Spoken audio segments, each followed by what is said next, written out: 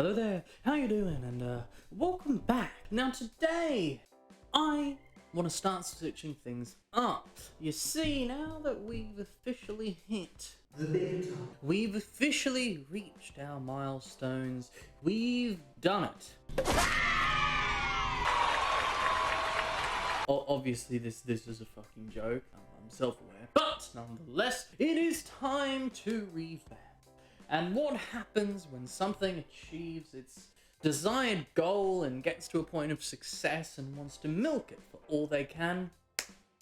That's it, yeah, alright, they serialize. So here we are today, switching up how I do things. Now don't get me wrong, we are still going to be reviewing sweet and cool music and talking about my opinions on varied topics related to the music industry, but for the music review side of things, we're starting a new series.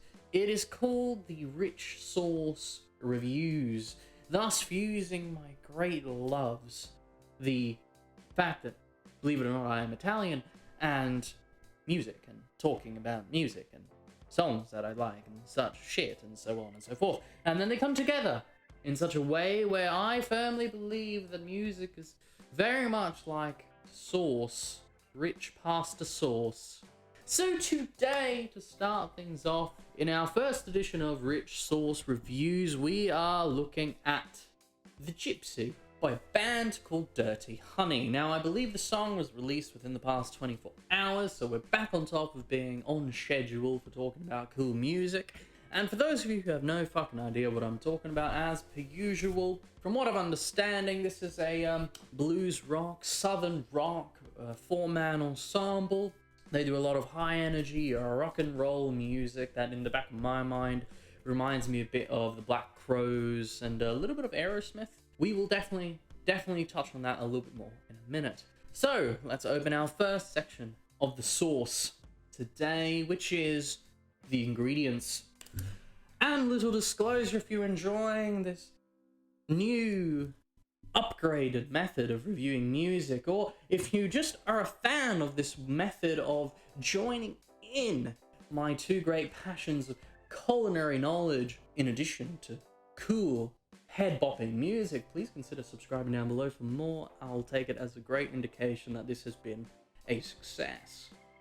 So what are the lovely, delicious and fresh, locally sourced ingredients that come together for this extraordinary an interesting piece of music we're looking at today? And no, don't get yourself going too far here. We're still always going to say nice things, and we're still going to be the same wholesome self that I always am, but with a bit of a flair, with a bit of an added spice, if you will. See, that's a cooking joke. So the ingredients here today are a talented frontman, cool guitar, and a really interesting and strong powerful kick drum that is pervasive throughout the song. Oh, but Fred, don't forget about the fun little blues licks. Oh yes, of course, thank you, Fred. That's right. The ingredients to today's song are a cool front man, a nice little guitar tone, fun blues riffs, a powerful kick drum, classic southern rock, old school vibes of days of old. Shit, that's an extra ingredient. Okay, so our actual ingredients...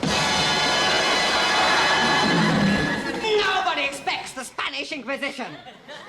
Our chief weapon is surprise. Surprise and fear. Fear and surprise are two weapons. Our fear and surprise and ruthless efficiency are three weapons. 2,000 years later. But now that you've very much gotten the drift that there's a lot going on here, why don't we go into how everything mixes together, the flavors. So now that we are in front of our mixing pot, we are ready to heat up the sauce and get it cooking. Let's point out that, as I just said, there is a little bit more going on than you would expect on a surface level. In the realm of our sauces, what's going on here is the big pot currently looks like it's just full of tomato sauce, but you can't see that on the inside there's a couple of cheeky leaves of basil. There's a bit of pecorino romano cheese that's been used to kind of get it going there, but it's slowly melting and integrating into the sauce to homogenize it.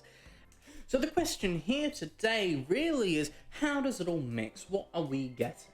As I said in the introduction of today, as I was sort of hinting at the music to come, I mentioned that there's a lot of similarities stylistically to Aerosmith, to the Black Crowes, and I will defend that point of view. I hear the energy of Aerosmith specifically in songs like Nine Lives and Young Lust, really capturing the blues influences that went into Joe Perry's guitar work. But obviously, nothing can compare to Steven Tyler's vocals, and unfortunately, the Gypsy does not offer us a vocal performance which captures my heart like the ones of Steven Tyler of old, which I've seen live and is fucking beautiful. But that's not to say anything negative about the vocal, actually. I believe, fucking shocker here, that I found another little front man who can belt it a little bit, has a little bit of power behind his voice, who I can really get behind. And stylistically, the front man, with the southern rock style of accompaniment which comes with it, really reminds me of a context similar and more akin to the band The Black Crowes, which I quite thoroughly enjoy. With a slightly warmer vocal performance, without that massive Steven Tyler range, reminds me a bit more of Chris Robinson's vocal tone. Although, you know, there is a bit of a difference in timbre, but, you know, obviously, it's two fucking different people, so what do you expect? All this comes together, keeping in the little fun blues riffs that come in the bridge sections of the music, with the little blues licks that come along as well, in addition to the fact that the main riff has a little alternation of minor to major third, with a lot of emphasis on that low G note on the guitar, which, you know, is very typical of this style of music. It all delivers on a fun little song, a fun little package, which is really cool to bop your head to and listen in on, and it's a good experience overall. Additionally, there's a little guitar solo as well that, from a tone perspective specifically, in addition to some note choices, reminds me a lot of the flair and energy of Angus Young's solo on A Whole Lot of Rosie. Now, it's nowhere near as good,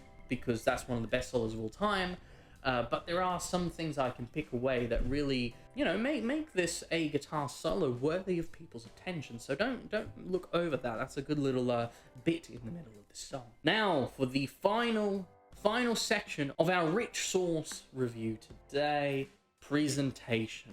What good is a delicious tasting sauce with the right consistency, the right cheeses, the right herbs and spices, if it does not look good and appetizing? Well, in this song specifically, very much in the vein of a lot of music that I tend to listen to personally, there's just a general dichotomy where you either really like it or perhaps you don't.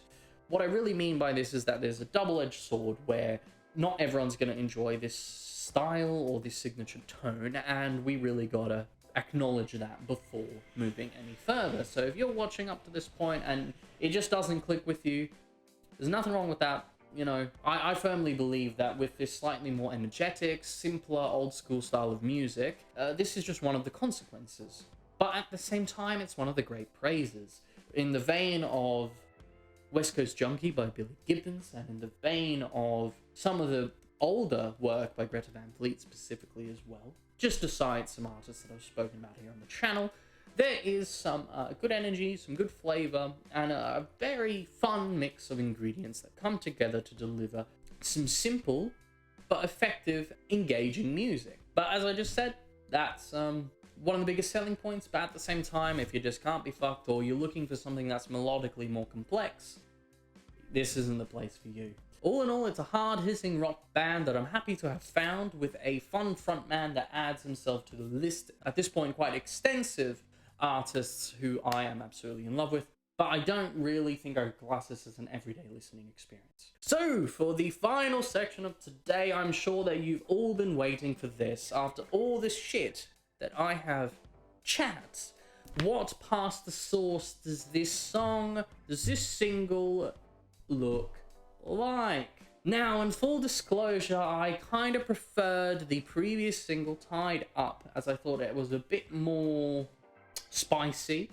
So for sure, nothing too out there. I'm thinking a classic carbonara sauce, something that is relatively simple to make, very inoffensive to the taste buds, but at the same time, it's not a vegetarian-friendly meal, so it's not open to everyone. But by the same token, it's one of those simple pasta dishes that you can't really fuck up, but it's really hard to do well. And that's it. This is our first edition of Rich Sauce Reviews. I hope you enjoy the added flair, the pizzazz, the spiciness, or lack thereof. Thank you very much for tuning in. Please subscribe to the channel if you made it this far. It would be very epic. And that's me. Thank you very much. And do remember to stay classy, my internet people.